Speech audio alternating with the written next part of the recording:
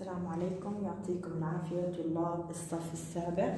اليوم يا مس في مادة العلوم راح نقوم سويا بحل أسئلة الدرس سلوك الحيوانات بعد ما انتهينا من شرحه. فهلا يا سارة افتح كتابك العلوم صفحة 94 عشان نحل الأسئلة سويا. أول سؤال صفحة 94 بحكي لك يا سابع وقارن بين السلوك الفطري والسلوك المتعلم. نعمل مقارنة بين السلوك الفطري والسلوك المتعلم. السلوك الفطري وهو تصرف بعض الحيوانات عند تعرض لمؤثر خارجي أو داخلي، يعني هو تصرف تلقائي من تلك الحيوانات لما بدها تتعرض لمؤثر خارجي. حكينا مثل أنه يهجم عليها حيوان بده يفترسها، أو أنها تتعرض لأجواء اللي كتير حارة أو كتير باردة.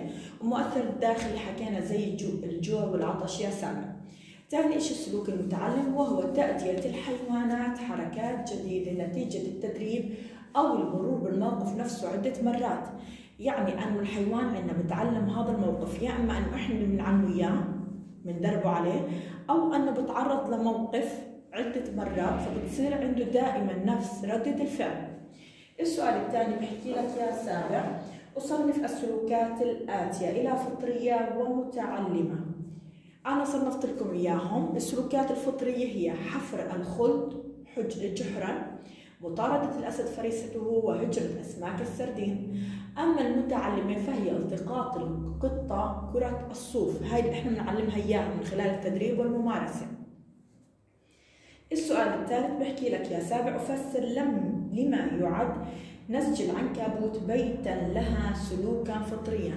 ليش العنكبوت البيت بيعملوا له فطري؟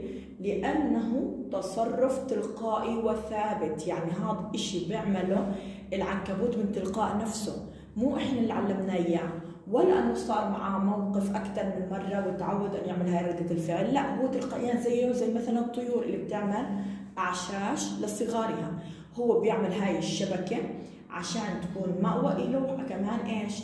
للحصول على فرائسه. إذا هو تصرف تلقائي وثابت أنه يعمل شبكته عشان تكون مأوى له والحصول على فرائسه. السؤال الرابع بحكي لك أحلل النص الآتي وأقدم دليلا منه على قدرة الحيوانات على التعلم. تناقل الألوان حكاية حصان يعرف حاصل ضرب الأعداد ويعبر عن الإجابة بضرب حافره بالأرض.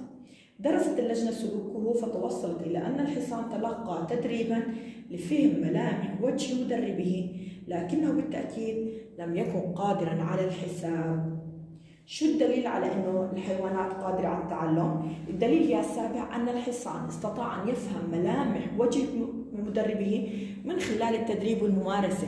يعني بتلاقي المدرب تبعه أنه كان أكثر من مرة يفهمه، أنه إذا شاف ملمح معين بوجهه أنه يعرف هذا العدد ضرب هذا العدد بيساوي كذا، وهو يخبط بالحافر تبعه بالأرض لحتى يطلع عنا نفس النتيجة.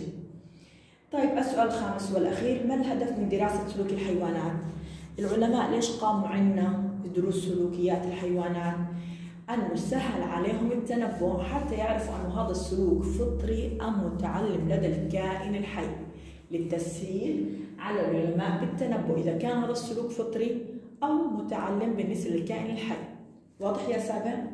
إذا إحنا هيك نهينا درس سلوكات الكائنات الحية أو سلوكات الحيوانات وحلينا أسئلته.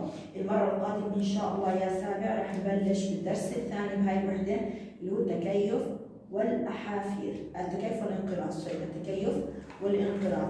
بتقوم يا سابع بنقل الأجوبة على كتابك ويعطيكم العافية.